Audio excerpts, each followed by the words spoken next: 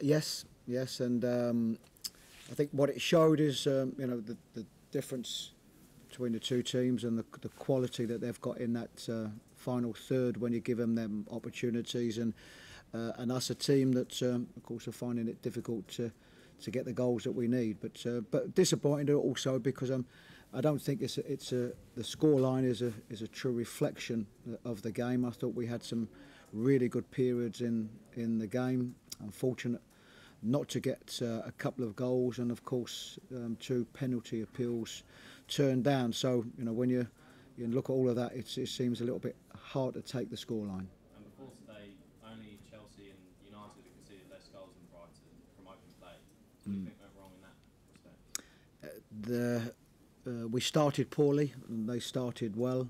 If I analyse the goals, certainly there's no doubt the second goal shows what they have and the quality that they've acquired, and the fact that they're Premier League champions. They showed.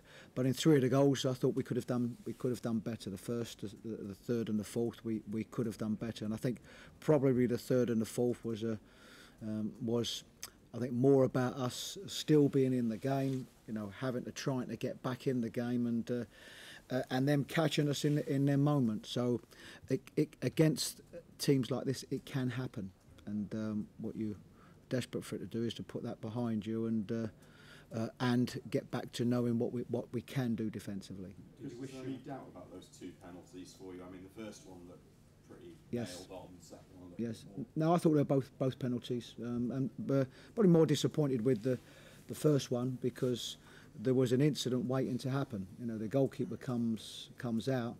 There was always going to be a decision to be made, and when you have, of course, a referee on the pitch, and probably even more so, a linesman that, and I haven't seen where the linesman is, but I'm presuming he would have been up with play, and I presume he would have been 20 yards away from it. So hugely disappointed if that goes in. It makes it a scoreline of 2-1, and I know these are quality, and it just gives you that little bit of momentum, gives you something to sort of search for. So yeah, we're hugely disappointed that a few opportunities that we had, 2 penalty appeals, and hence that's why I don't think it was a true reflection, a scoreline, a true reflection of the game. Chris, there are some suggestions that knockouts sort of stormed out of the stadium after being left out of the squad today. Can you clarify what actually happened there? That I must admit I'm not aware of. I did see Anthony just before the game, so I know he was here for the game. So anything else, no, I'm not aware of. But I do know I saw him before the game, and I know he was here for the game. Was he upset not to even be in the squad? Well, I would like to think that anybody that wasn't in the starting 11 wouldn't have been happy not to be in the starting 11, and anybody that was not in the squad, wouldn't be happy. But no more than that that I'm aware of. Chris, you were a very good defender in your time. What would you have done with Eden Hazard today? It's in open play we've been good defensively. Occasionally a player of his ability, and he does have world-class ability. There's no doubt about it.